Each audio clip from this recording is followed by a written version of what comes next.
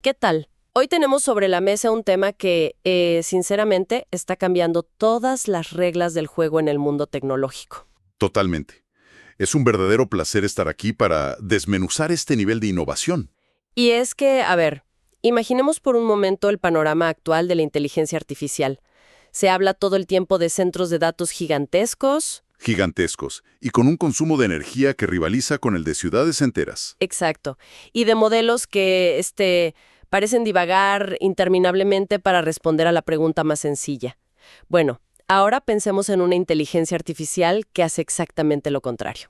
O sea, una que va directo al grano. Así es, una que gasta apenas una fracción de la energía y que aún así logra superar en capacidad de razonamiento a los gigantes tecnológicos más establecidos de Silicon Valley.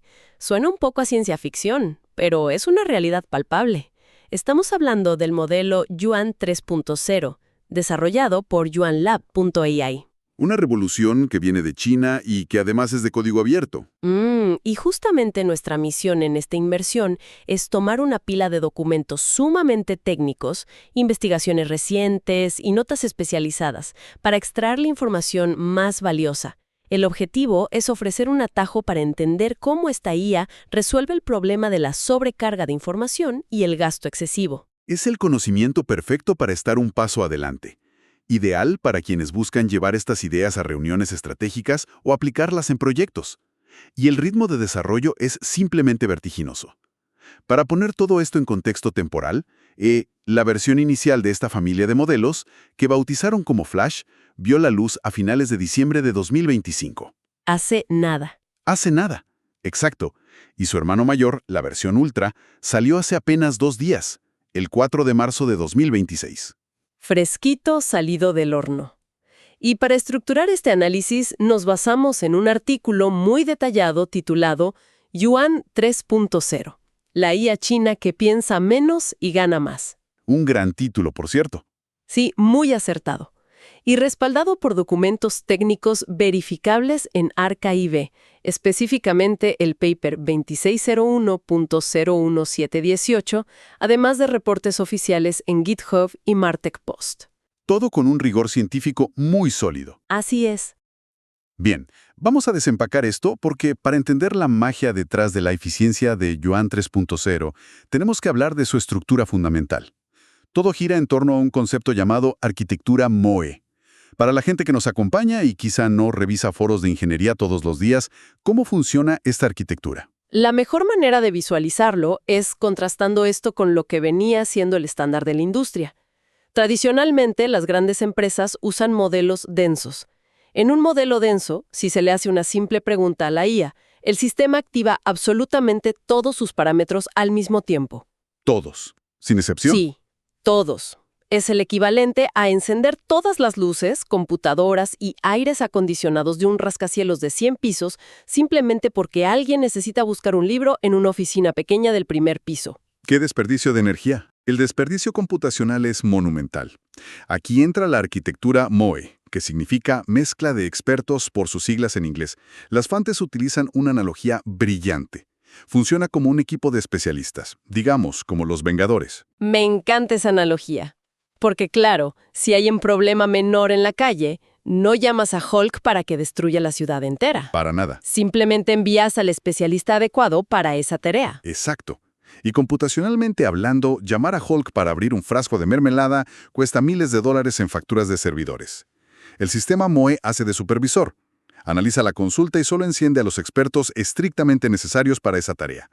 El resto del sistema permanece apagado. Esa selectividad cambia por completo la economía de la inteligencia artificial. Y cuando revisamos los números, la escala es asombrosa. Por ejemplo, la versión Flash tiene 40 millones de parámetros totales, o 40B. Pero durante la inferencia, cuando está respondiendo, solo activa 3.7 millones. Es menos del 10% encendido a la vez. Y la versión Ultra es colosal. Preentrenada con más de 1,5 billones de parámetros, o trillions en inglés. Luego se podó a 1 billón, pero a la hora de la verdad solo activa unos 68.8 millones. Lo fascinante aquí es cómo esta selectividad resulta en una inteligencia brutal con un costo computacional ridículamente bajo. La velocidad de respuesta se dispara y el consumo de memoria, que es el mayor cuello de botella financiero hoy en día, se desploma. Totalmente. Y la eficiencia no se detiene ahí. Aquí es donde se pone realmente interesante. Resulta que curaron el problema del overthinking, el pensar de más. Un dolor de cabeza con los modelos actuales. Sí, porque modelos recientes como O3 o DeepSeek R1 tienden a ponerse muy filosóficos. A veces generan hasta 10,000 tokens para una respuesta sencilla. Es un monólogo interno tortuoso. Y para esto, One 3.0 introduce los mecanismos RAPO y RIRM. Esos dos acrónimos son el secreto.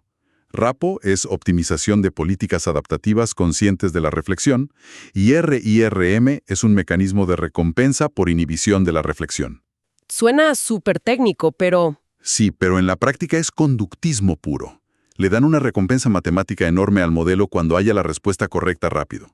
Pero le aplican una penalización severa si detecta que está reflexionando de más o dando rodeos. es como pedirle a ese amigo que simplemente dé la respuesta de sí o no. Ándele, exacto. Todos tenemos a alguien así.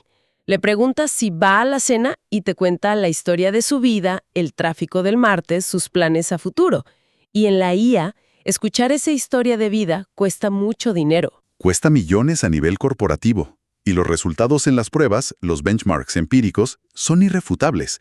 En la prueba matemática AME 2024, la precisión de Flash sube a casi 48%, pero la longitud de la respuesta baja de unos 13.700 tokens a 7.500. Cortó casi a la mitad del proceso de pensamiento. A la mitad, y logrando un mejor resultado.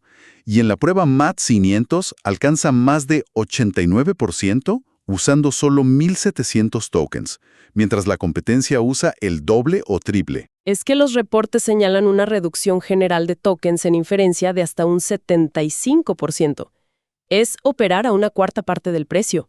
Y el modelo Ultra mejora esto, sumando un 16% en precisión y reduciendo un 14% adicional los tokens.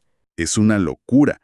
Y hay que destacar que Ultra tiene una innovación exclusiva de ingeniería profunda, el proceso LAIP acompañado de LFA. Vamos a profundizar en eso, la poda de expertos. LAIP significa poda de expertos adaptativa por capas. Durante el preentrenamiento, el sistema hace una auditoría interna. Si detecta expertos perezosos que no aportan, los elimina, capa por capa. Es como despedir a los departamentos ineficientes de una empresa mientras sigue operando.